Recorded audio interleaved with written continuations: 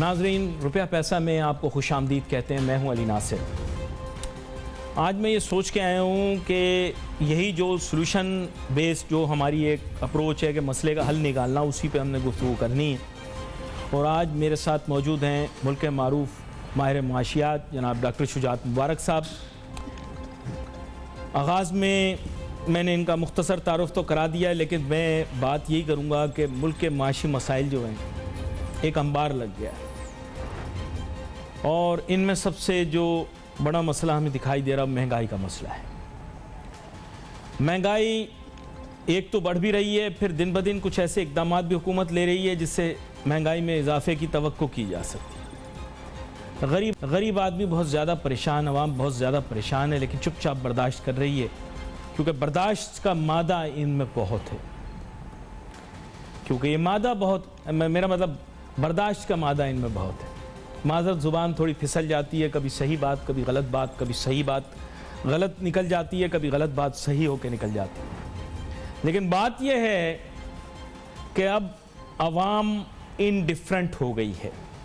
ان کو پتہ ہے کہ مہنگائی ایک مسئلہ ہے، اب اس کا رونا چھوڑ دیا ہے۔ انہیں پتہ ہے کہ ڈالر کی قدر بڑھ رہی ہے، لیکن اب بڑھتی جا رہی ہے، اور انہوں نے اس کے بارے میں سوچنا چھوڑ دیا ہے۔ کیوں دل جلائیں؟ سٹاک مارکیٹ بھی ہچکولے کھاتی رہتی ہے، کبھی اوپر کبھی نیچے، کبھی اوپر کبھی نیچے۔ اب لوگوں نے سوچنا چھوڑ دیا ہے۔ اسی طرح ملک کے معاشی معاملات، معاشرتی معاملات کے اوپر بھی اثر انداز ہو رہے ہیں، اور چونکہ معاشرتی معاملات بھی خراب ہوتے چلے جا رہے ہیں، اور روزمرہ کے جو عدم برداشت کے واقعات بڑھ رہے ہیں، اور ہمارے معاشرے میں ہر طرح کی بےہودگی بڑھ رہی ہے۔ ایک بےہودگی تو وہ ہوتی ہے نا جسے آپ ولگیرٹی کہہ دیتے ہیں، یہ ولگیرٹی والی بےہودگی نہیں ہے، حدیں پار کی جا رہی ہیں ہر چیز میں۔ اب لوگ اس کے بھی یوز ٹو ہو گئے ہیں، وہ کہتے ہیں چلو ہو رہا ہے ہونے تو۔ ہمارے معاشرے کا کیا ہے، روز کوئی نئی بات ہوتی ہے پھر بھول بھال جاتے ہیں لوگ۔ کرپشن کی بات پہلے ہوا کرتی تھی، کرپشن بہت زیادہ بڑھ گئی، گرانٹیڈ لینا شروع کر دیا، کوئی بات نہیں، اب ہو رہی ہے تو ہونے دو۔ اور پھر واپس محور پہ آ جاتے ہیں مہنگائی پہ۔ مہنگائی کے متعلق بھی اب یہ رائے جب بن چکی، تو اب اس کو قابو کرنے کے لیے جو اقدامات لینے چاہیے وہ کیسے لیں، کیونکہ عوام اب اکتا گئی ہے، حکومتیں بھی اکتا گئی ہیں، یہ مہنگائی کنٹرول میں نہیں آ رہی۔ میرے ساتھ اہم مہمان شامل گفتگو جناب ڈاکٹر شجاعت مبارک صاحب۔ سب سے پہلے ان کو ویلکم۔ بہت شکریہ علی بھائی۔ ڈاکٹر شجاعت مبارک صاحب، پتہ نہیں آپ میری بات سے اتفاق کریں یا نہ کریں، لیکن اب لوگ اکتا سے گئے ہیں۔ وہ جو پہلے ایک کیفیت ہوتی تھی کہ things can be put right, اب وہ کیفیت اب ختم ہو گئی ہے۔ لوگ اب فار گرانٹیڈ لیتے ہیں۔ اب مہنگائی بڑھ رہی ہے، لوگوں کو پتہ ہے کہ یہ بہت کرائسس لائک سچویشن ہے، they can not make their ends meet. Disillusionment, آپ کو پتہ ہے روزمرہ کے واقعات آپ دیکھتے ہوں گے، میں I don't want to mention them کیونکہ many of them are so hurtful to people's emotions کہ ان کو ڈسکس نہیں کیا جا سکتا۔ ڈاکٹر شجاعت مبارک صاحب، مہنگائی کم نہیں ہوگی، لوگوں نے اب یہ فار گرانٹیڈ لے لیا، کیا کہتے ہیں؟ علی بھائی دیکھیں، مہنگائی کم تو نہیں ہوگی، اس میں تو کوئی شک نہیں ہے۔ لوگ فار گرانٹیڈ نہ بھی لیں تو جو پاکستان کی معاشی موجودہ صورتحال ہے اس میں ایسے ہی نظر آتا ہے کہ شاید پرائسز کم نہیں ہوں گی۔ اور ویسے بھی اگر آپ ماضی میں بھی دیکھیں تو جب ایک دفعہ مہنگائی ہو جاتی ہے، پرائسز بڑھ جاتی ہیں تو پرائسز کم نہیں ہوتی۔ ہاں، البتہ ان پرائسز کو میٹ کرنے کے لیے آپ اپنے لوگوں کی انکم لیولز کو بڑھاتے ہیں۔ اب دو چیزیں، ایک تو یہ کہ جی مہنگائی بہت ہو گئی ہے، اس کا ہم رونا پیٹنا شروع کر دیں اور بس روتے پیٹتے رہیں گے تو میرے خیال میں یہ مہنگائی جو آئندہ آنے والی مہنگائی ہے اس کے مقابلے میں بہت کم نظر آئے گی اگر ہم نے کچھ ابھی اقدام نہیں کیے تو آپ کے پروگرام کی وسادت سے میں چند ایک جو میری گزارشات ہیں، میری جو بھی 2 سینٹ ایڈوائس ہے، کچھ سمجھ میں جو میری چیز آتی ہے میں آپ کے سامنے رکھتا ہوں، عوام کے، ہمارے پالیسی میکرز کے سامنے رکھتا ہوں کہ شاید یہ وہ چند پالیسی ہیں جو کہ ہمارے نہ صرف پاکستان یا دوسرے ترقی پذیر ملک اور جو اب جو ترقی یافتہ ممالک ہیں انہوں نے ان پہ امپلیمنٹ کر کے، ان کو اڈاپٹ کر کے کافی حد تک وہ معاشی بحرانوں سے نکلیں۔ تو پہلی بات علی بھائی کہ ہم سب کو یہ سمجھنا ہوگا اور گورنمنٹ کو بھی یہ سمجھنا ہوگا کہ شاید عوام تو اب سمجھ بھی چکے ہیں کہ جو معاشی مسائل کا حل شارٹ ٹرم نہیں ہوتا، یہ ہتھیلی پہ سرسوں نہیں جمتی ہے. یہ ہمیشہ ایک long term broad base policy کے تھرو ہی سالو ہوتے ہیں. ان کا یہ لانگ ٹرم میں اس کو اوور کم کیا جا سکتا ہے. تو انفارچونیٹلی لوگوں کے سمجھنے کے باوجود جو چیز مسنگ ہے وہ یہ کہ گورنمنٹ پچھلے 3 سالوں میں کوئی براڈ بیس پالیسی نہیں بنا پائی. اگر وہ کوئی پالیسی بنا دیتے تو شاید 3 سال کے بعد اس پالیسی کے ثمرات آنا شروع ہو جاتے اور کچھ چیزیں بہتر ہونا شروع ہو جاتی. تو پہلی بات یہ کہ ابھی بھی چلے خیر let's bygone be bygone. اب بھی اگر گورنمنٹ اپنے یہ جو للے تللے اور جو آنکھیں بند کر کے کبوتر کی طرح کے جی اور دلی دورست کے جو چیزیں ان کو ذرا سائڈ پہ کر کے یہ سوچیں کہ واقعی مہنگائی ہے. اب بھی یہ نہ کہیں کہ جی پاکستان دنیا میں سستا ترین ملک ہے.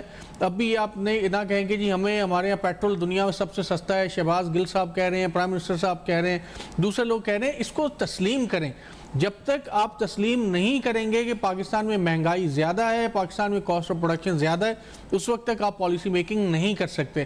پہلے آپ تسلیم کریں, پھر ہم آگے چلتے ہیں کہ پھر بات کرتے ہیں کہ کیا آپ کی پالیسی ہونی چاہیے اور کس طرح سے مہنگائی کو کم کیا جا سکتا ہے. اس ڈینائل سے ویسے فائدہ کس کو ہے؟ اگر یہ ڈینائی کر دیا جائے کہ پاکستان میں مہنگائی نہیں ہے تو اس ڈینائل سے دیکھیں اس وقت پولیٹیکل فائدہ بھی نہیں, پولیٹیکل فائدہ بھی نہیں. اس وقت پاکستان تحریک انصاف اس چیز کا بھرپور فائدہ اٹھا رہی ہے کہ وہ یہ سمجھتے ہیں کہ شاید ان کے علاوہ کوئی الٹرنیٹیو مناسب نہیں ہے. لیکن الٹرنیٹیو مناسب آتے ہوئے دیر نہیں لگتی پاکستان میں. ان کو اس غلط فہمی میں نہیں رہنا چاہیے, ایک بات.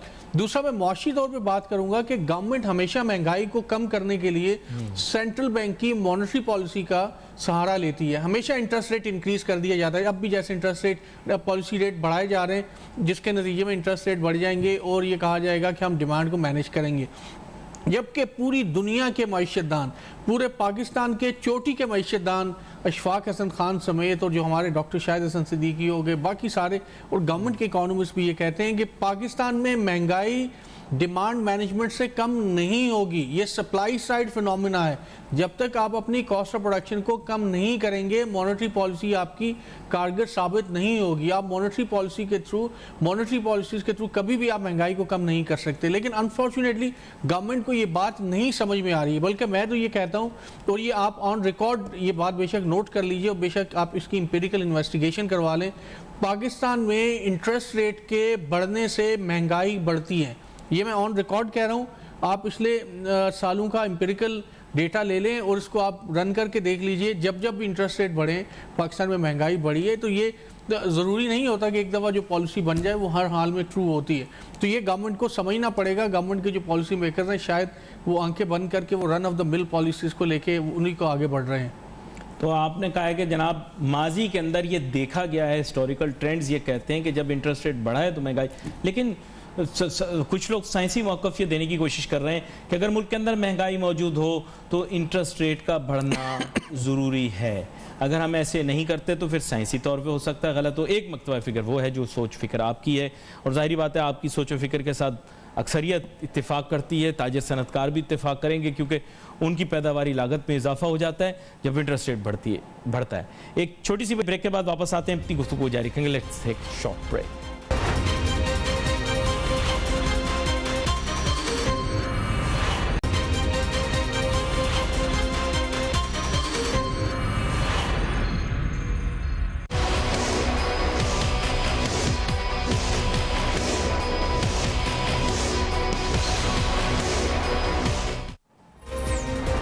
ناظرین welcome back after break. Doctor Shujaat Mubarak صاحب کے ساتھ گفتگو ہو رہی ہے, اور میں پتہ نہیں کیوں ڈاکٹر شجاعت مبارک صاحب کو بھی ایسے لگے گا, پہلے میں بڑے پرجوش انداز کے اندر آپ کو پتہ ہوگا بڑا بحث کرتا ہوں. آپ جب آتے ہیں تو آپ کے ساتھ تو لڑائی میں لازم کرتا ہوں, کیونکہ پتہ نہیں کیوں آپ کو دیکھ کے میرا جی چاہتا ہے کہ میں اپنے دل کا سارا غبار نکالوں اور آپ سے جواب طلب کروں. لیکن آپ خود دیکھ رہے ہوں گے کہ اب میرا بھی جوش ختم ہو گیا. میں فار گرانٹیڈ لے رہا ہوں. کیوں لے رہا ہوں فار گرانٹیڈ, میں آپ کو بتاتا ہوں. بات یہ ہے ڈاکٹر شجاعت مبارک صاحب کہ میں آپ کو اپنے دل کی بات بتا رہا ہوں. میری بڑی امید توقعات تھیں اس حکومت سے کہ یہ معاملات ٹھیک کریں گے. میں آپ کو سچ بتا رہا ہوں, میری وزیر اعظم عمران خان صاحب سے بہت توقعات تھیں کہ وہ ملک کے مسائل کم کریں گے, ختم تو نہیں کر سکتے. میری بڑی توقعات تھیں کہ غریبوں کو ملازمتیں ملیں گی, عوام خوشحال ہوگی. میری بڑی توقعات تھیں کہ بیرونی قرضوں میں کمی آئے گی, پاکستان ایک خود مختار ملک بنے گا, کسی کے آگے ہاتھ نہیں پھیلائے گا, یہ کشکول मुस्तकिल बुनियादों पर तोड़ दी जाएगी। डॉक्टर शुजात मुबारक साहब, ये वजह है कि मेरा जोश अब बहुत कम हो गया है, क्योंकि पहले मेरी उम्मीदें और तवक्कुआत बहुत ज़्यादा थीं। अब आप खुद समझ जाइए कि मेरे में अब जोश उतना क्यों नहीं है। और आपके आने के बावजूद मैं आपके साथ बहस मुबाहिसा नहीं करूँगा, बल्कि आपकी बात को तस्लीम कर लूँगा। और सच बात यह है कि आप भी उस जोश और जज्बे के साथ हुकूमत का दिफा नहीं करेंगे, बल्कि अब तो हुकूमत पर तनकीद ही करेंगे, क्योंकि शायद आपकी उम्मीदें भी मान पड़ गई हैं। क्या कहते हैं आप? देखिए इसमें तो कोई शक नहीं है कि दिफा कर भी नहीं सकते हैं। ज़ाहिर है कि वजह यह है कि हमारा काम है सच को सामने रखना, तो ज़ाहिर है कि क्यों हम खाम में दिफा करेंगे हुकूमत का, जब जो बातें जैसे वो सामने रखेंगे। बात आप कर रहे थे डिमांड, आपने ये फरमाया कि पाकिस्तान में महंगाई को इंटरेस्ट रेट से कंट्रोल किया जा सकता है। एक ज़ाविया है। मैं ये अर्ज़ कर दूं कि देखें जो मौशियात के जितने भी स्टूडेंट हैं वो ये समझते हैं कि इंटरेस्ट रेट बढ़ा के आप डिमांड को कम करते हैं, आप लोगों की डिमांड को थोड़ा टेम्पर करते हैं। पाकिस्तान में आप डिमांड को टेम्पर करेंगे, प्राइसेस कम हो जाएंगी। पाकिस्तान में आपकी कॉस्ट ऑफ प्रोडक्शन बढ़ रही है, तो इंटरेस्ट रेट बढ़ाएंगे, कॉस्ट ऑफ फाइनेंसिंग बढ़ेगी। जो इंडस्ट्रीज कर्जा ले रहे हैं, आप उनकी कॉस्ट ऑफ फाइनेंसिंग बढ़ेगी, उनका और कॉस्ट ऑफ प्रोडक्शन बढ़ेगा। तो आपकी डिमांड, तो आपकी पाकिस्तान में ज़्यादातर डिमांड इन इलास्टिक प्रोडक्ट्स की है, जो कि डिमांड कम हो ही नहीं सकती। बुनियादी अशिया खुरनोश है, उनकी आप किस हद तक डिमांड को कम करेंगे। तो इसलिए ये बड़ा क्लियर है कि आपको कॉस्ट ऑफ प्रोडक्शन को थोड़ा सा, उसको जब तक फोकस नहीं करेंगे आपकी महंगाई कम नहीं हो सकती। अब हम आगे बढ़ते हैं। देखें, पाकिस्तान ये कहता है कि पाकिस्तान दुनिया का चैम्पियन है टेक्सटाइल इंडस्ट्री वाली। भाई ये बात गौर से सुनिएगा, और जो हमारे ज़रा नाज़रीन है ये भी ज़रा गौर से सुन ले कि हो क्या रहा है। क्या आप नहीं समझते कि चाइना और अमेरिका दुनिया की बेहतरीन टेक्सटाइल फर्म्स अपने यहाँ लगा सकते हैं और बेहतरीन कपड़ा प्रोड्यूस कर सकते हैं? क्या ऐसा नहीं हो सकता? यकीनन कर सकते हैं, लेकिन क्यों नहीं करते? मैं आपको बताता हूँ क्यों नहीं करते। पाकिस्तान में एक टी शर्ट जो आपकी बनती है और जो आप एक्सपोर्ट करते हैं और बड़े नारे मारते हैं, आप दुनिया में टेक्सटाइल के लीडर हैं। अगर आप वैल्यू चेन में देखें, कॉटन को ग्रो करने से लेके और एक टी शर्ट बनाने तक 25 से 30 हज़ार लीटर पानी जो फ्रेश वाटर है वो एक टी शर्ट में आपका वो कंज्यूम हो रहा होता है। आप देखेंगे कितनी थाउजेंड मिलियन ऑफ जो टी शर्ट्स हैं या मिलियन ऑफ टेक्सटाइल फैब्रिक आप बना के प्रोड्यूस कर रहे होते हैं। कभी आपने सोचा है कि कितना पानी इसके ऊपर फ्रेश वाटर कंज्यूम होता है? और आप सिर्फ कह रहे हैं टेक्सटाइल सेक्टर को फोकस करें, टेक्सटाइल सेक्टर को फोकस करें। कभी गवर्नमेंट ने भी क्या ये सोचा है कि जो ये फ्रेश वाटर के बजाय इस प्रोसेस को थोड़ा सा इंप्रूव करके आप सस्टेनेबल बना लें? आप ऐसा कोई प्रोसेस ले आएँ, टेक्सटाइल के जो प्रोड्यूसर हैं उनकी मदद कर देंगे, ऐसी मशीनरी ले आएँ जहाँ पे वाटर की जो वेस्टेज है कम। पाकिस्तान में अभी कर रही हैं, बहुत सारी इंडस्ट्रीज ऐसी हैं जो कि लेटेस्ट मशीनरी के थ्रू पानी की वेस्टेज को या रिसाइकिल कर रहे हैं। लेकिन मैं बात कर रहा हूँ मेजॉरिटी की, ज़्यादातर लोग तो वही कर रहे हैं। इसके साथ साथ जो आपका केमिकल वेस्ट है और जो दूसरी चीज़ें, तो देखें हमें हकायक को समझने की ज़रूरत है। आप उसी रन ऑफ द मिल सोचा नहीं था, इस तरह से कभी सोचा नहीं था। यही हालत आपके लेदर सेक्टर की है, यही हालत आपके दूसरे सारे सेक्टर्स हैं। आपके यहाँ जो बीमारियाँ क्यों बढ़ रही हैं और बीमारियों में फिर आपका हेल्थ एक्सपेंडिचर बढ़ते हैं, तो गवर्नमेंट को थोड़ा सा होलिस्टिकली सोचना होगा और हमको भी होलिस्टिकली सोचना होगा कि आप सिर्फ एक सेक्टर, 2 सेक्टर, 3 सेक्टर के ऊपर बैंक अपॉन ना करें। दुनिया बहुत आगे जा चुकी है, थोड़ा सा तो आपको इनोवेटिवली सोच लें। आप जो इंपोर्ट कर रहे हैं डिफरेंट मशीरान, उन इंपोर्टेड मशीरान को तो कम से कम ये पता होगा कि दुनिया में क्या वजह है कि ये जो ऐसी इंडस्ट्रीज हैं वो तरक्की पजीर ममालिक में आ रही हैं और उनके दुख में और इजाफा कर रही हैं।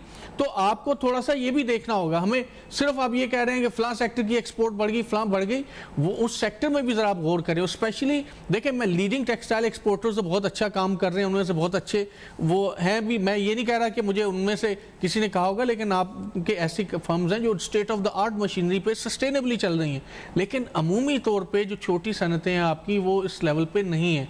तो हमें ये सोचना है कि किस तरह से दूसरे सेक्टर्स जो कि बेहतर हैं, सस्टेनेबल हैं, जहाँ पे वाटर कंजम्पशन इस तरह की चीज़ें कम है, उसको आप जो है वो फोकस करें। इसी तरह आप देखें, शुगर, दुनिया का सबसे ज़्यादा पानी आप जो है शुगर कैन में, शुगर कैन की उसमें और शुगर उसमें आ रहा होता है। ये अली भाई यहाँ पे मैं ये बात भी रिकॉर्ड पे रख दूँ कि पाकिस्तान दुनिया के 10 वाटर स्कार्स कंट्री में शामिल है। یعنی کہ جہاں پہ خدشہ یہ ہے کہ اگلے 30 40 50 سالوں میں پانی پہ جنگ ہو سکتی ہے، ہم ان ممالک میں شامل ہیں اور ہمارے یہاں صورتحال یہ ہے. تو کہنے کا مقصد یہ ہے کہ ایک ہولسٹک براڈ بیس پالیسی سارے لوگوں کو بٹھا کے ان کو بنانی چاہیے. بھائی پاکستان ہوگا تو پھر آپ کا مال بنے گا، پاکستان ہوگا تو چاہے آپ جو بھی کما رہے ہیں آپ بنے گا. ایک سب لوگوں کو مل کے ایک لانگ ٹرم اکنامک ایجنڈا بنانے کی ضرورت ہے، چاہے جو بھی گورنمنٹ ہو اور وہ بنائے اور سارے سٹیک ہولڈر انسٹیٹیوشن اس پہ رہ کے اس کو آگے چلیں. ورنہ مجھے نہیں لگتا اگر یہی صورتحال رہی، مایوسی رہی، جو لوگ 10-10 لاکھ روپے سیلری لے رہے ہیں وہ بھی لوگ رو رہے ہیں، تو میرا خیال نہیں ہے کہ یہ ملک میں آپ کی لا اینڈ آرڈر جو ہے نا اور بہتر ہو پائے گی. آپ کے کرائمز بھی بڑھیں گے، آپ کی سوسائڈ بھی بڑھیں گے، آپ کے ڈپریشن بھی بڑھیں گے، اور جو آپ کے یہ موب کی جو اس قسم کے واقعات ہو رہے ہیں ظلم اور بربریت کے، یہ بھی انکریز ہوں گے. ڈاکٹر شجاعت مبارک صاحب، میں تو سوچ کے آیا تھا کہ شاید آپ میرا جو جذبہ آج نہیں ہے کسی طرح اس کو جگا دیں گے اور میں پھر آپ کے ساتھ اسی طرح بحث مباحثے میں مبتلا ہو جاؤں گا، لیکن لگتا ہے کچھ ایسے ہے کہ آپ کی سوچ و فکر بھی اس پٹری پہ آ گئی ہے جس پٹری پر میری سوچ و فکر چل رہی ہے، ایسا مجھے لگ رہا ہے. اور شاید آپ ان کہے طریقے سے اپنی ڈس ایلوژنمنٹ کو ریکگنائز کر رہے ہیں، ایکنالج کر رہے ہیں، ڈسپائٹ دا فیکٹ کہ آپ چیزوں کو ایک روشنی میں دیکھتے ہیں، لیکن اس کے باوجود اب آپ بھی اس چیز سے واقف ہو چکے ہیں کہ معاملات اتنی آسانی سے ٹھیک نہیں ہوں گے، نہ کوئی کرنا چاہ رہا ہے. Let's take a short break.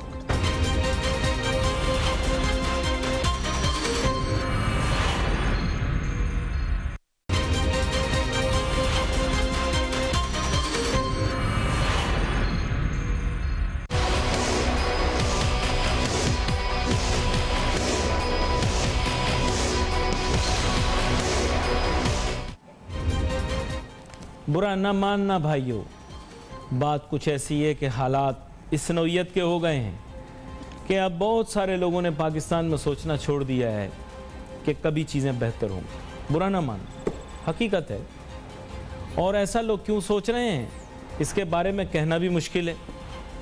Doctor Shujaat Mubarak صاحب، سچ بات تو یہ ہے کہ آپ کا چہرہ بھی بتا رہا ہے کہ آپ بھی اب اسی طرح سوچنے والے لوگوں کی فہرست میں شامل ہو چکے ہیں، جن کے اوپر یہ حقیقت یہاں ہو چکی ہے کہ ہمارے ملک کے اندر بھلا کرنا، بھلا ہونا اور سسٹم کا ٹھیک ہونا تھوڑا مشکل کام ہے. بھلے آپ کتنے ہی قائد چینج کر لیں، کتنے ہی لیڈر چینج کر لیں، کتنا ہی سسٹم کو چینج کرنے کے دعوے داروں کو چینج کر لیں، جی بالکل کچھ نہیں ہوگا. معیشت وہیں کے وہیں کھڑی ہے. آپ مجھے صحیح بتا دیں، مسائل اس سے زیادہ بگڑے ہیں یا کم بگڑے ہیں؟ جو پچھلے لوگ تھے جن کے اوپر دعویٰ یہ کیا جاتا تھا وہ کرپٹ ہیں، برے ہیں، تو لوگ اب ایک سوالیہ نشان آ گیا ہے کہ بھلے قیادت کا معیار بہتر بھی ہو گیا ہو، تب بھی ملک کے معاشی مسائل وہیں کے وہیں کھڑے ہیں، بلکہ کہیں بگڑ بھی گئے ہیں. کیا کہتے ہیں آپ؟ نہیں، یہ اس میں تو کوئی شک نہیں ہے کہ پاکستان ایک ملک ہے، ایک بڑا ملک ہے، بڑی اکانومی ہے، اور یہاں کے اتنے بڑے ملک کے مسائل اتنی آسانی سے حل نہیں ہوتے. اس ملک میں اوپر سے لے کے نیچے تک جب تک تبدیل نہ ہوں اس وقت تک اس ملک میں تبدیلی کا کہنا بڑا ظاہر مشکل ہے. لیکن کم سے کم اس تبدیلی کا بیج تو بویا جا سکتا تھا. اس تبدیلی کے لیے ایک راہ، اس سفر کی طرف تو ہم جا سکتے تھے. اور شاید لوگوں کے ذہن میں بھی یہ تھا کہ جب خان صاحب آئیں گے، میں صرف معاشی تبدیلی کی بات کرتا ہوں، چلیں کہ جب عمران خان صاحب کی گورنمنٹ آئے گی تو ہم کم سے کم اس معاشی تبدیلی کی راہ کی جانب گامزن ہو پائیں گے. ہم کم سے کم جو پرانے ٹریڈیشنل سٹائل کی پولیٹکس ہے اس سے جان چھوٹ جائے گی، بلیم گیم سے جان چھوٹ جائے گی، دوسروں کے پروجیکٹس سے کریڈٹ لینے کی جان چھوٹ جائے گی، کچھ نہ کر کے بہت بلند و بانگ دعوے کرنے سے جان چھوٹ جائے گی، اور اقربا پروری سے جان چھوٹ جائے گی، اپنے لوگوں کو نوازنے سے جان چھوٹ جائے گی. لیکن انفارچونیٹلی وہی ساری چیزیں دہرائی گئیں. اپنے لوگوں کو بھی نوازا جا رہا ہے، اپنے لوگوں کو بڑے عہدے بھی دیے جا رہے ہیں، دوسروں کے پروجیکٹس کے اوپر خواہ میں اپنا کریڈٹ بھی لیا جا رہا ہے. اور جب آپ کی گورنمنٹ کو کوئی بندہ جائز تنقید کا اس پہ کرتا ہے تو پھر آپ اس کو گالم گلوچ بھی کرتے ہیں، اس کی کریکٹر اسیسینیشن بھی کرتے ہیں، اور اس کو آپ اب کہتے ہیں جی کہ اس کو یہ لوگ تو جائیں کسی کام کے نہیں ہیں، یہ صرف ہمیں تنقید کا نشانہ بنا رہے ہیں. تو افسوس اس چیز کا ہے. افسوس تو یہ نہیں ہے کہ آپ نے وہ ایک دم سے پاکستان کو امریکہ کیوں نہیں بنا دیا. اور میں علی بھائی یہ عمران خان صاحب کو میں بتا رہا ہوں کہ لوگ یہ کہہ رہے ہیں خان صاحب کہ سارے خطوط سنبھال رکھے ہیں، ٹوٹے وعدوں کا حساب ہوگا، اور یہ آپ سے خان صاحب حساب لے گی. یہ لوگ آج نہیں 2 سال بعد، 4 سال بعد، 5 سال بعد آپ کا گریبان ہوگا لوگوں کے ہاتھوں میں، اور لوگ آپ سے حساب لیں گے، کیونکہ لوگوں کو آپ نے تبدیلی کی راہ پہ لگایا اور آپ نے وعدے کیے تبدیلی کے. آپ کے مشیر، وزیر، یہ سارے چھٹ جائیں گے، یہ کسی اور پارٹی میں گھوم کے چلے جائیں گے اور آپ کھڑے ہوں گے کٹہرے میں، اور پھر عوام آپ کے پیچھے ہوگی. تھوڑی سخت باتیں آج کرنا شروع ہو گئے. ڈاکٹر شجاعت مبارک صاحب خلاف روایت عموماً بہت مدھم رہتے ہیں، لیکن بات یہ ہے کہ ڈسلوجنمنٹ جو ہے وہ اسپریڈ ہو رہی ہے، خاص طور پہ ان لوگوں کے اندر بھی کہ جو بہت ہی اسٹرانگ سمپتھائزر تصور کیے جاتے تھے. اور سمپتھائزر ایک سیاسی نظریے کے نہیں بلکہ sympathiser of change and bringing betterment to this country. اور میرے خیال سے ڈاکٹر شجاعت مبارک صاحب کو بھی ان لوگوں میں شمار کیا جا سکتا ہے جو اس ملک کی بہتری چاہتے ہیں، اس ملک کے اندر تبدیلی چاہتے تھے، لیکن چینج فار دا بیٹر چاہتے تھے. یہ کوئی سیاسی نظریہ کسی سیاسی پارٹی سے لگاؤ کی بات نہیں ہو رہی. درست کہہ رہا ہوں نا میں ڈاکٹر شجاعت مبارک؟ جی بالکل. ہم نے تو خان صاحب کو آپ کے پروگرام میں بیٹھ کے یہاں پہ ان کو ڈیفینڈ کیا، اور بہت ساری ظاہر ہے کہ میں اب بھی یہ کہہ رہا ہوں کہ بہت ساروں سے بہتر ہوں گے، لیکن بہت ساروں سے ایک شخص کا بہتر ہونا یا نہ ہونا ایک بات، لیکن اس شخص نے ڈیلیور کیا کیا. آپ کو نیشنل لیول پہ اس انڈیویجول کریکٹرسٹک سے زیادہ اس کی پرفارمنس کو دیکھنا ہوتا ہے. انڈیویجول کریکٹرسٹک سائڈ پہ رہ جاتا ہے جب آپ کے پاس ایک پبلک آفس ہولڈر آفس آپ کے پاس آ جاتا ہے، جب آپ کسی ایک پوسٹ پہ آ جاتے ہیں. آپ تو پرائم منسٹر ہیں، تو آپ کو جواب دہ ہونا پڑے گا یہ ساری کی ساری چیزوں کا، کیونکہ آپ نے لوگوں میں امید پیدا کر کے، لوگوں کو خواب دکھا کے اور ان کے خواب توڑے ہیں. اور آپ نے، میں تو سیاسی بات کر ہی نہیں رہا، میں تو معاشی بات کر رہا ہوں. میں علی بھائی آپ کو یہ بتا رہا ہوں، آپ بے شک آپ سروے کروا لیجیے، میں نے تو اس کو دیکھا ہے، میں نے یہ اس کا جائزہ بھی لیا ہے، سروے بھی کروایا ہے کہ جس شخص کی انکم 10 لاکھ تھی وہ بھی پریشان ہے، مہینے کی انکم 10 لاکھ تھی وہ بھی پریشان ہے. وہ کہہ رہا ہے مجھے 20 لاکھ روپے یا 15 لاکھ روپے چاہیے اپنا وہی لیونگ سٹینڈرڈ مینٹین کرنے کے لیے. جس کی 5 لاکھ انکم ہے وہ بھی پریشان ہے، جس کی 50,000 ہے وہ بھی پریشان ہے. ہر شخص پریشان ہے، اور یہ بڑی ایک عجیب و غریب قسم کی کیفیت ہے جس سے نکلنا بہت ضروری ہو گیا ہے. کیونکہ بات یہ ہے، میں اس کی بنیادی وجہ یہی سمجھتا ہوں کہ ڈالر کی قدر میں اضافہ بھی جو ہے ایک امپورٹ اورینٹڈ کنٹری کے لیے بہت نقصان ہے. ڈاکٹر شجاعت مبارک صاحب، تھوڑی اپروچ بھی چینج کرنے کی ضرورت ہے. ایک طرف ترکی ہے، ترکی نے بھی اسی طرح پاکستان جیسی لائن لی، ویسٹ کے ساتھ بلا وجہ کا پنگا لیا، جس کی وجہ سے آج ترکی کا لیرا خوب ٹھڈے کھا رہا ہے، خوب مار کھا رہا ہے. اور وہ جو ارتغرل بننے کے خواہش مند ترک کے قائدین تھے، ان کو آج اندازہ ہو گیا ہے کہ یہ اب اکنامک وارفیئر کا دور ہے. یہاں پہ وہ نہیں چلے گا جو ماضی میں وہ کرتے رہے. افسوس کی بات یہ ہے کہ ہمیں ان سے کچھ سبق لینا چاہیے. سر یہ محاذ آرائی کا وقت نہیں ہے، دیکھیں علی یہ وقت مفاہمت کا وقت ہے. مجھے اگر آپ اجازت دیں گے تو میں ایک بات، شاید بات میری تلخ ہو، شاید بات میری تلخ ہو اور بہت سارے لوگوں کو بری لگے، لیکن ارطغرل دکھانے سے زیادہ لوگوں کو یہ بتایا جائے کہ نیگوسیشن کیسے کی جاتی ہے. اب وہ لڑنے کا دور نہیں ہے. اب آپ مجھے تو یہ سمجھ نہیں آتی، ایک ملک کا پرائم منسٹر کہہ رہے ہیں آپ ارطغرل دیکھیں، کیا اس میں سے دیکھ کے آپ نکالیں گے؟ آپ کو یہ دیکھنا ہے کہ اس دور میں، کٹنگ ایج ٹیکنالوجی کے دور میں، آپ نیگوسیشن کس طرح سے کریں گے، آپ اپنے ملک کی جو ہے وہ اکنامک اس کو مستقبل کو، فیوچر کو کس طرح سے بہتر کر سکتے ہیں. تو آپ کو اس طرف جانے کی ضرورت ہے. ایک اور بات کہ پاکستان میں رو رو کے ہر بندہ یہ منت کر رہا ہے جو پالیسی میکر ہیں کہ بھائی آٹوموٹیو انڈسٹری کو لگام ڈالو. یہ سب سے زیادہ آپ کی پچھلے دنوں سوشل میڈیا پہ بھی ایک میسیج سرکولیٹ ہو رہا تھا، پتہ نہیں وہ صحیح ہے یا نہیں ہے، لیکن اس کے جو اندر چیزیں لکھی ہیں بالکل درست ہیں.